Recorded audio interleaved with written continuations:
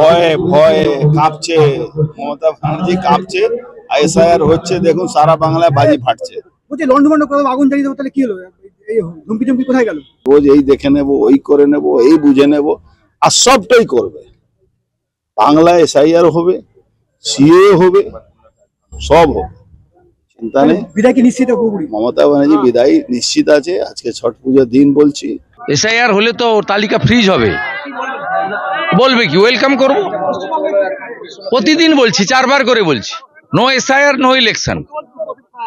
তাই যে মুখ্যমন্ত্রী বলেছে, মুখ্যমন্ত্রীকে পারলে প্রশ্ন করুন, আমি তো মুখ্যমন্ত্রী নই। তৃণমূল বলছে মারবো ধরবো, বিজেপি কর্মীদের বাড়িতে থাকতে দেবো না। এই এসআইআর এ যদি নাম বাদ যায়, তৃণমূল বলছে বিজেপি কর্মী করে দেখাতে বলবেন। ওই বালিচোর নিশ্চিত মালিক, এফআইআর করব এবং ওর বিরুদ্ধে আইনগত ব্যবস্থাও নেব।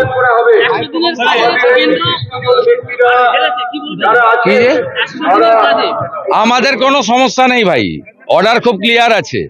ভুয়া কার্ড বাতিল হবে, জেনুইন কার্ডে কাজ এবং অর্থ পাবে। আগে ভুয়া এবং জেনুইন বাছাই হোক, তারপরে কথা হবে। টাইম আছে, অনেক টাইম আছে।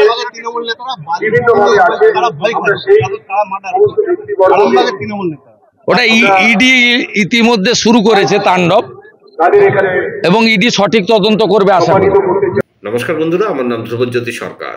তৃণমূলের তর্জন গর্জনী সার বাংলায় আজ থেকে চালু এসআইআর। মমতা ব্যানার্জি ভয় কাঁপছেন। এসআইআর চালু হতেই বিস্ফোরক অর্জুন সিং। জেনে নিন কাদের নাম বাদ যেতে পারে। 2002 সালের ভোটার তালিকায় পরিবারের কারোর নাম নেই। ভারতীয় নাগরিকত্ব প্রমাণ করতে ব্যর্থ হয়েছেন এমন ব্যক্তিদের নাম তালিকা থেকে বাদ দিতে পারে কমিশন। ভোটার তালিকায় থাকা সব মৃত এবং অবৈধ ভোটারদের নাম বাদ পড়বে। যারা অন্যত্র চলে গিয়েছেন বা যাদের 2টি এপিক নম্বরে 2 জায়গায় নাম রয়েছে, তাদের নাম এক জায়গা থেকে বাদ পড়বে। কারচুপি করে তালিকায় নাম তোলা ব্যক্তিরা অবৈধ ভোটার। বিশেষত বাংলাদেশ এবং মায়ানমার থেকে আসা অনুপ্রবেশকারীদের ইঙ্গিত করা হয়েছে। কমিশন মনে করছে, কারচুপি করে ওই 11টি নথির মধ্যে কোনো একটি তৈরি করা গেলেও 2002 সালের ভোটার তালিকায় সংশ্লিষ্ট ব্যক্তিরা বাবা বা মায়ের নাম দেখাতে পারবেন না।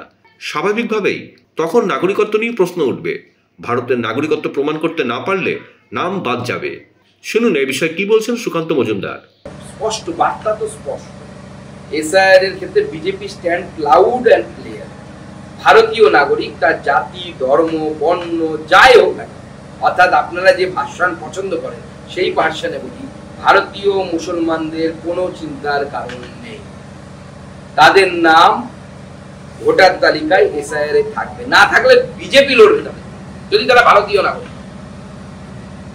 ভারতবর্ষের আইন বলছে তারা ভারতবর্ষের সম্মানীয় নাগরিক। তারা আমাদেরকে ভোট দিক না দিক, কিন্তু তারা ভারতবর্ষের নাগরিক, তাদের নাম এসআইআর থাকবে, এটাই তো স্বাভাবিক। কিন্তু আমার প্রশ্ন হচ্ছে, আমার সিম্পল প্রশ্ন, আজ অব্দি তৃণমূল কোন নেতাকে আমি এতবার চ্যালেঞ্জ করলাম, অভিষেক বন্দ্যোপাধ্যায় থেকে শুরু করে মমতা বন্দ্যোপাধ্যায় থেকে শুরু করে তৃণমূলের তাবল নেতাকে বা বাচ্চা নেতাকে একবার যুক্তি দিয়ে বলিয়ে দিন, বুঝিয়ে দিন না আমাদের, আপনাদেরকে বোঝাতে বলুন যে 2002 সালে ভোটার লিস্টে আমার নাম, আমার বাবা মারও নাম নেই, আমি কিভাবে ভারতের নাগরিক? এই যুক্তিটা দিয়ে যদি বোঝাতে, হ্যাঁ এটাও হতে পারে 2002 এর লিস্টে নাম নেই, তার আগের লিস্টে নাম আছে, তাও হতে পারে, সেটাও নেই, আমি এলাম কোথা থেকে? হ্যাঁ, আমি যদি হিন্দু হই, অবভিয়াসলি বাংলাদেশ থেকে এসে সিএ তে অ্যাপ্লাই করতে পারি, তাহলে আমি পাবো সিএ এর মাধ্যমে নাগরিকত্ব পাবো।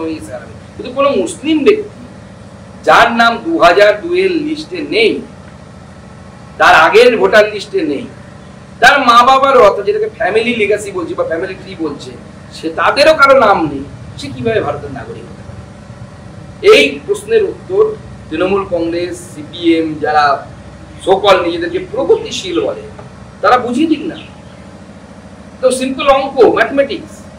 বন্ধুরা, ভিডিওটি ভালো লাগলে দয়া করে লাইক শেয়ার করে দেবেন, আমাদের পেজটা ফলো করে নেবেন, আর আপনার মতামত কমেন্ট করে অবশ্যই জানান।